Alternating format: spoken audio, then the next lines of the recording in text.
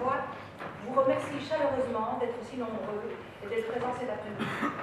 Les thèmes abordés seront l'Europe, la démocratie et les gilets jaunes. Nous pourrions rassembler ces thèmes sous une seule bannière. Comment, ensemble, reprendre notre destin en main ou encore remettre en priorité première la souveraineté du peuple. Si vous me le permettez, j'aimerais vous lire la définition du mot démocratie issue du Petit Robert, dictionnaire bien connu de tous. C'est une forme de gouvernement dans laquelle la souveraineté appartient au peuple. Chez nous, nous vivons dans une démocratie représentative. Notre souveraineté s'exerce donc via nos représentants. La question qui se pose directement est de savoir si le peuple dispose encore de cette prérogative. Non, malheureusement, nous avons été trahis par nos représentants. Ceux-ci ont effectivement cédé leur représentativité en donnant à la seule Commission européenne le pouvoir de légiférer, et ce, dans tous les domaines de compétences, via le vote des différents traités ou accords internationaux. Nous voilà donc piégés, nous, simples citoyens belges, dans des politiques qui ne portent pas l'intérêt général, mais qui mettent en place l'idée de concurrence libre et non faussée, et qui, sur le terrain, gomment les acquis sociaux, diminuent les salaires, transforment le travail en job, payé avec des cacahuètes. Nous le savons tous, ce n'est pas acceptable, ce n'est plus la démocratie. Que faire? Mesdames et messieurs, votre présence est la preuve cet après-midi que vous souhaitez, il me semble, participer au sursaut citoyen, d'une manière ou d'une autre. Soyez-en remerciés. Les invités de notre panel ont entamé eux aussi cette démarche, et je les en remercie également. Vous en conviendrez comme moi, mesdames et messieurs, c'est un vrai bonheur en effet de pouvoir recevoir ce jour Anne-Emmanuelle Bourgault, constitutionnaliste à l'Université de Mons, je vais y arriver, amoureuse de cette histoire constitutionnelle et qui souhaite partager ce savoir en mettant en place des ateliers constitutionnels.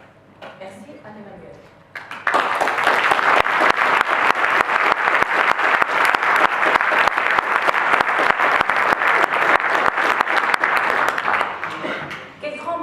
D'avoir avec nous Étienne Chouard, professeur de droit et d'économie à Marseille, qui lors du référendum sur le traité de Lisbonne nommé en son temps la Constitution européenne, Étienne s'est positionné et a fait campagne contre ce texte avec des arguments implacables.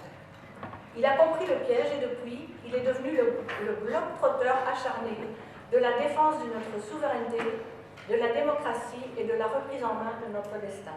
Merci Étienne.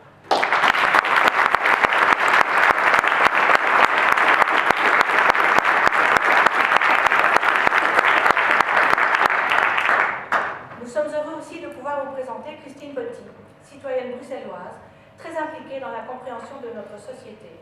Elle est réalisatrice de plusieurs vidéos, dont une sur le CETA, ses implications et analyses de plusieurs de nos représentants. Ce film vaut de l'or, je vous invite vraiment à prendre du temps pour le visionner. Christine est aussi engagée avec Théo, qui doit être par ici, dans la récolte de signatures afin d'obtenir au niveau du Parlement bruxellois une audition en vue de réclamer qu'une constitution populaire soit mise en place sur ce traité. Merci Christine.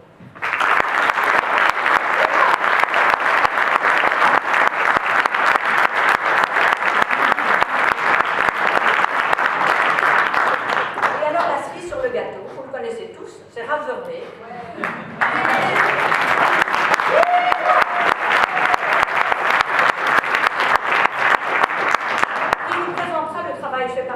Au niveau de la Cour constitutionnelle. Le choix de tenter les recours juridiques est difficile, mais tout à fait légal, très lourd en termes financiers, mais parfois ça marche. Et donc Raph, avec toute sa fougue, nous expliquera la règle historique sur ce traité TSCG, ce traité d'austérité. Merci Raph.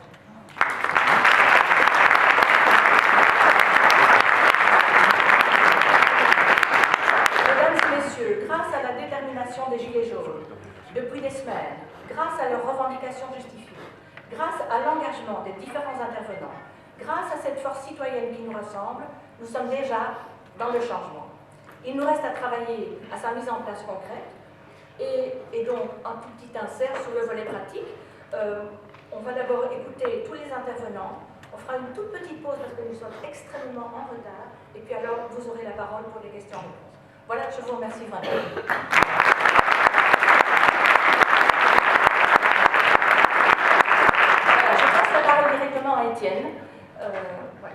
pense qu'il y a... Je devrais l'arrêter. Ah oui, et si Zijn vous... het Oui, Nederlandstaligen die vertaling nodig hebben? Zijn het Nederlandstaligen die vertaling nodig hebben?